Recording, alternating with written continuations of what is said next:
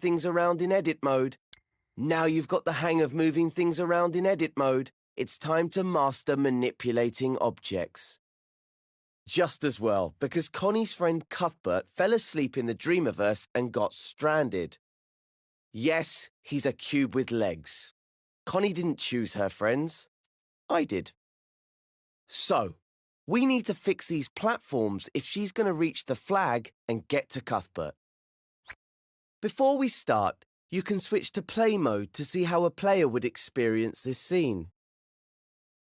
You'll always need to test things out in play mode while dream shaping, so it's a good habit to get into. Press the Options button, then select Play Mode with X. Its icon looks like a controller. Once you're in play mode, take control of Connie with R2, and we'll see how far she can go. Start by jumping over to the first platform. Oh dear, looks like it's too far for Connie. Move that first platform closer. To do that, head back into edit mode. So, open the Options menu and select the button with the pencil icon. Once you're in edit mode, move on to the next step.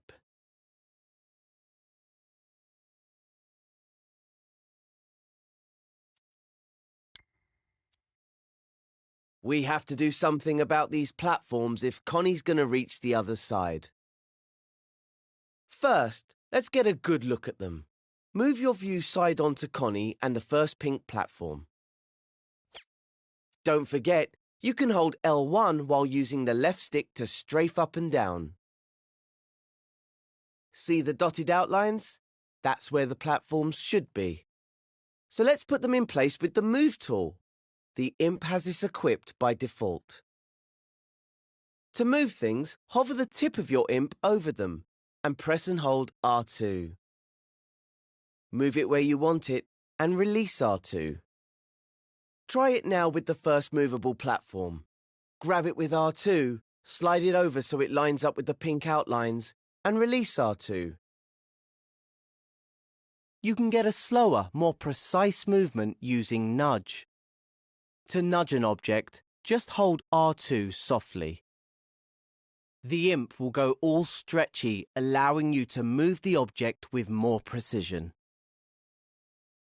Use the left stick to move the platform backwards, forwards, left and right. And if you need to try again, just undo your action by pressing the left directional button.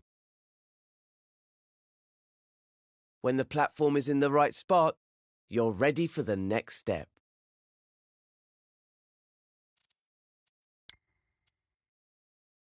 Now that the first platform's in position, let's test it out.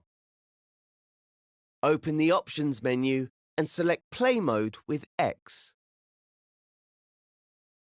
Connie's on the starting platform, ready for another try. Take control of her with R2 and see if she can jump over the gap now.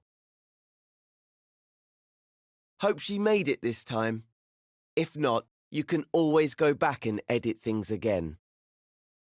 In fact, let's try doing that now and see what happens. Select Edit Mode from the Options menu. Look at that. Connie isn't in her starting place anymore. That's because time passes when you're in play mode. And the scene doesn't rewind automatically when you return to edit mode. Instead, things will be frozen in the state you left them when you were playing. Always keep this in mind when switching modes. But you can easily rewind things. Just press L3 by clicking in the left stick on your controller. Now time's rewound back to the beginning. Doing this won't reset any changes you made in edit mode. See? Connie is back to her starting position, but the platform remains where you left it. Try to get into the habit of rewinding time after you play scenes. That way, you'll avoid any problems. There are times when it's useful to leave things as they are after playing, but when in doubt, rewind.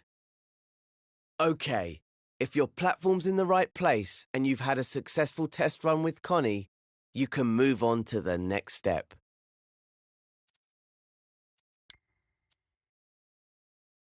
Let's sort out the next platform now. It's the middle one that's lying on its side. Before you can match it up with the outline, you'll need to stand it upright. So you'll have to rotate it first. You can rotate objects in edit mode by grabbing them with L2. Give it a go now. Hover over the fallen platform, then press and hold L2. Now you can rotate it by tilting your controller. This is a great way of making smaller adjustments. You can also rotate it fully by using the left and right sticks while holding L2. The motion sensor function is disabled when you do this, so you don't have to worry about tilting your controller. If you want to reactivate the motion sensor function, just let go of the shape and grab it again with L2. Bear in mind that your IMP's tip is at the center point of the rotation, so you can grab the platform at different points and see how it affects the rotation. All that rotating has made the platform a bit wonky. So let's undo all that with the left directional button and start again. Grab and hold L2 over the platform and try to rotate it into a vertical position. Once you have it more or less upright, you can let go of L2. This time, grab the platform with R2 so you can move it into the matching blue outline. Remember, holding R2 more softly will let you move the platform with more precision. And if you're feeling really adventurous, you can try rotating it with the touchpad too. That's quite a lot of buttons to remember, isn't it? Well, if you ever forget what to press, just look at the prompts around your IMP. Or select the mode icon in the top left of the screen with X. They'll show you what buttons you can use in any situation. Practice rotating things with L2 until you're comfortable. Then move on to the next step.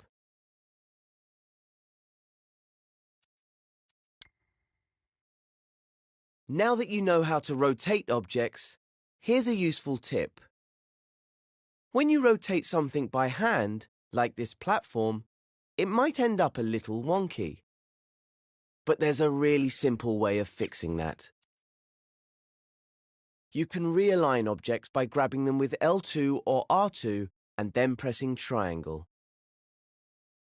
This will snap whatever shape you're grabbing to the nearest right angle. Make sure you're grabbing an object before you press triangle though, or you might end up deleting it. If you do delete something by accident, remember you can undo your mistake by pressing the left directional button.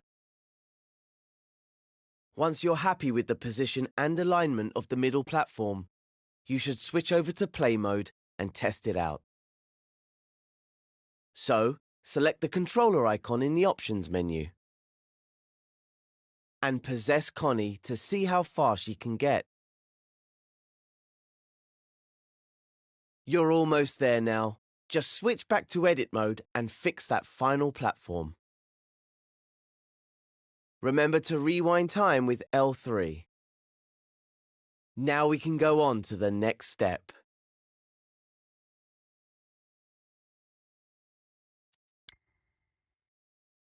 Now the only thing separating Connie from Cuthbert is the final platform.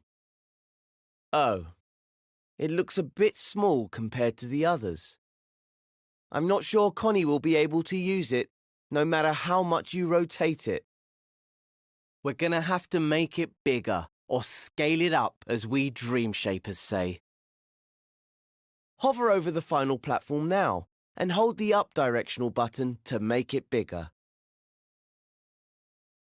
Remember how the IMP was the center point of a rotation earlier? Well, here its position determines where the object scales from.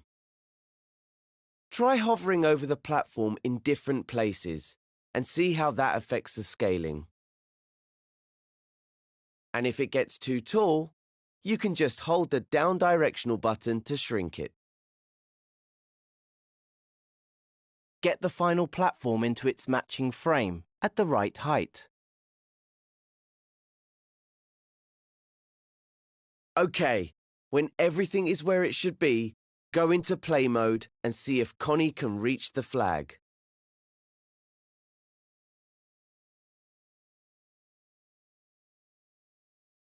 Once Connie reaches the flag, head into edit mode again and go to the next step.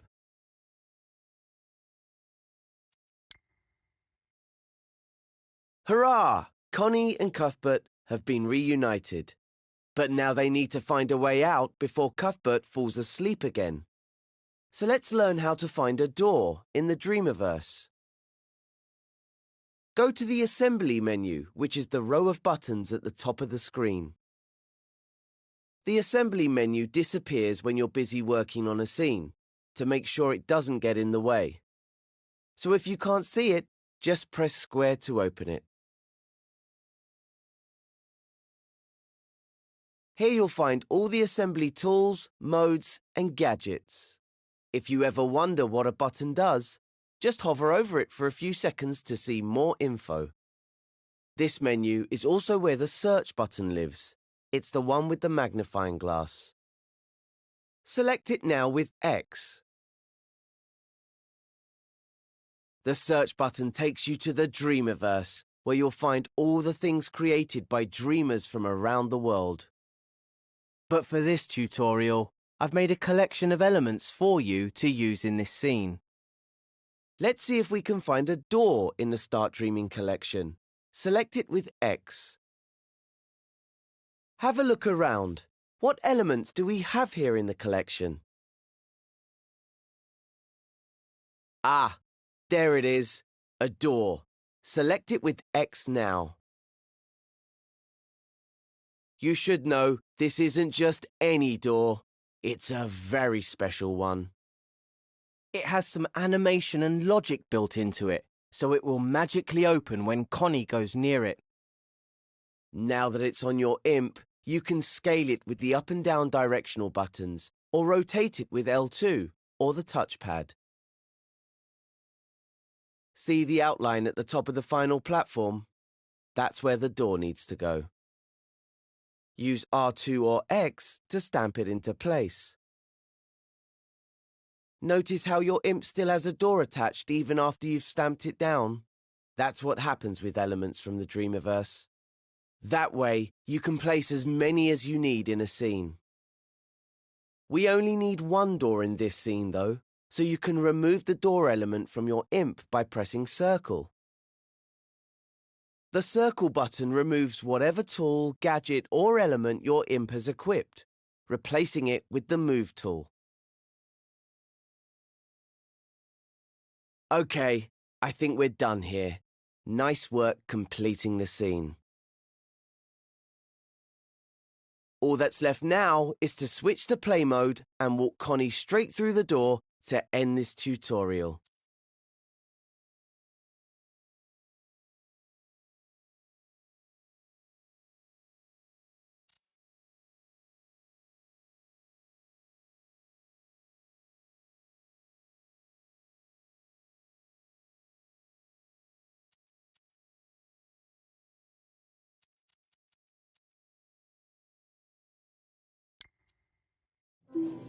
Now the only thing separating Connie from Cuthbert is the final platform.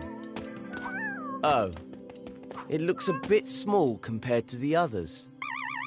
I'm not sure Connie will be able to use it, no matter how much you rotate it.